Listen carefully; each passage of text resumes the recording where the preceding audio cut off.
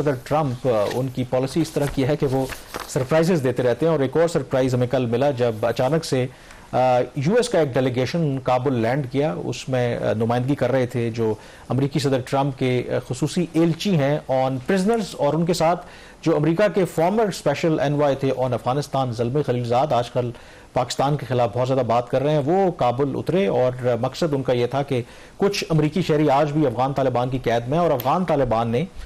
اس visit کے موقع کے اوپر as a good will gesture کے اوپر یہ وہ کہہ رہے ہیں کہ ایک امریکی شہری جو 2 سال پہلے سیر و سیاحت کی غرض سے آئے تھے افغانستان، طالبان نے ان کو گرفتار کر لیا تھا، اس کو انہوں نے رہا کیا ہے. اب جو زلمے خلیلزاد نے باقاعدہ اس کے حوالے سے ٹویٹ کیا ہے اور کہا ہے کہ یہ پریزیڈنٹ ٹرمپ جو ہیں ان کے لیے انہوں نے خیر سگالی کا پیغام دیا. امپورٹنٹلی جو امریکی وزیر خارجہ کا بیان ہے مارکو روبیو کا، اس میں انہوں نے شکریہ ادا کیا ہے قطر کا اور دوحہ کا، اور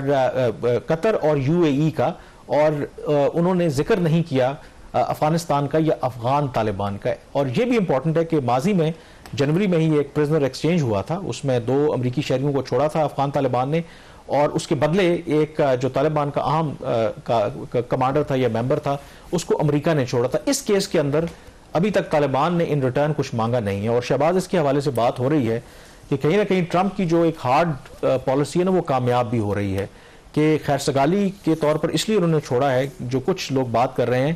کہ افغان طالبان کو یہ توقع ہے کہ جو فورن ایڈ ٹرمپ نے بند کی ہے، کیونکہ ڈالر کی دیکھیں نا ان کو ضرورت تو ہے، ضرورت ہر جگہ پہ ہمیں بھی ہے، کیونکہ اکثر ہمیں بھی کہتے ہیں کہ ہم تو ڈالر کے لیے سب کچھ کرتے ہیں، اور جب افغانستان میں ڈالر شارٹ ہوتا ہے تو پاکستان پہ ایک پریشر آتا ہے. آپ کو پتا ہے کہ ایوریج 40 سے 60 ملین ڈالر امریکی جو ہے وہ پمپ ان کر رہے تھے ہیومینیٹیرین اسسٹنس کے نام پر، اور اگر آپ 15-16 بلین ڈالر کی آپ کی اکانومی ہو تو یہ بہت بڑی رقم ہوتی ہے. تو ایک خبر یہ ہے کہ بیسیکلی یہ گڈ ول جسچر کا مطلب یہ ہے کہ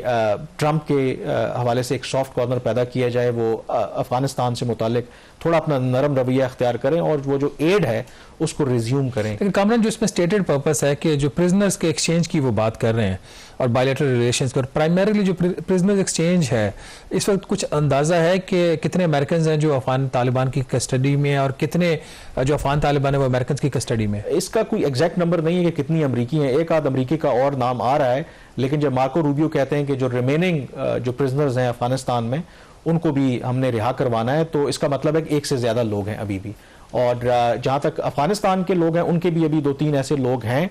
جو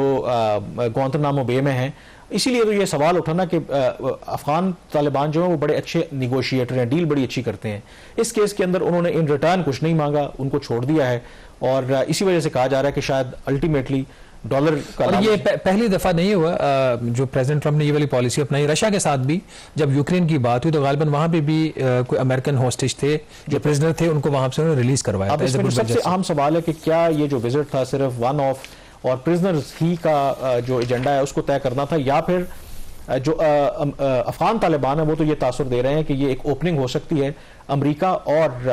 جو افغانستان کے درمیان تعلقات کو بہتر کرنے کے لیے. انہوں نے کہا کہ دونوں ملکوں کو جو 20 سال ایک دوسرے کے خلاف جنگ لڑتے رہے اس کو بھول کے آگے بڑھنا چاہیے. اس میں جو ایک سرپرائز ایلیمنٹ ہے وہ انٹری ہوئی ہے ظاہر انفارملی صحیح، زلمے خلیلزاد کی، وہ یہاں پر آئے ہیں، اور زلمے خلیلزاد ان دونوں پاکستان کے حوالے سے بڑا ایک سخت موقف انہوں نے اپنایا ہوا ہے. جو پاکستان اور افغانستان کے درمیان کشیدگی ہے وہ افغان طالبان کا کھل کر ساتھ دے رہے ہیں. تو آئی ایم شیور کہ پاکستان میں جو پالیسی میکرز ہوں گے ان کے کان ضرور کھڑے ہوں گے کہ آخر کیا زلمے خلیلزاد کو ایسا تو نہیں ہے کہ دوبارہ کوئی